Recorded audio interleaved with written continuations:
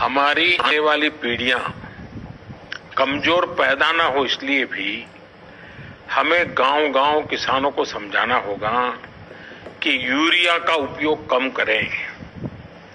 Urea के कारण बहुत बड़े संकट आ रहे हैं। यूरिया से हमारी मिट्टी, हमारे जल, उस पर बहुत विपरीत असर होता है।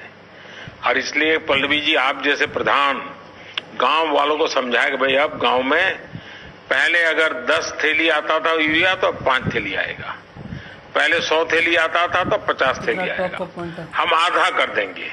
आप देखिए पैसा भी बचेगा और ये हमारी धरती माता भी बचेगी। तो मैं चाहूंगा कि जब पंजाब के किसानों से बात हो रही है और पल्लवी जैसे प्रधान से बात हो रही है, तो मुझे पक्का विश्वास है कि आप ये काम करोगी और मेरी तरफ से आपको बहुत बधाई, बहुत शुभकामनाएं। आइए हम महाराष्ट्र चलते हैं। भोले भाले किसान अधिक उत्पादन के लालच में फंसकर रासायनिक खाद व कीटनाशकों का प्रयोग करने लगे। बैलों की जगह ट्रैक्टर से जुताई होने लगी। शुरुआत में कम रासायनिक खादों के प्रयोग से अधिक उत्पादन हुआ। धीरे धीरे रासायनिक खादों के प्रयोग के कारण भूमि की उर्वरा शक्ति क्षीण होने लगी, जिसकी वजह से उत्पादन घटने लगा तथा फसलें कमजोर होने लगी। फसलों के कमजोर होने के कारण उनमें रोग व कीट लगने लगे। रोग व कीटों से फसल की सुरक्षा के लिए और अधिक कीटनाशकों का प्रयोग होने लगा। एक तरफ ज्यादा उत्पादन के लिए अधिक रासायनिक खादों का प्रयोग होने लगा, वहीं दूसरी तरफ फसलों को रोग व कीटों से बचाने के लिए अधिक विषाक्त कीटनाशकों का प्रयोग बढ़ गया, जिसके कारण उत्पादन लागत बढ़ी और किसान को लाभ कम होने लगा, बल्कि छोटे किसान कर्ज में डूबने लगे। धीरे धीरे भूमि की उर्वरा शक्ति क्षीण होने से भूमि बंजर होने लगी।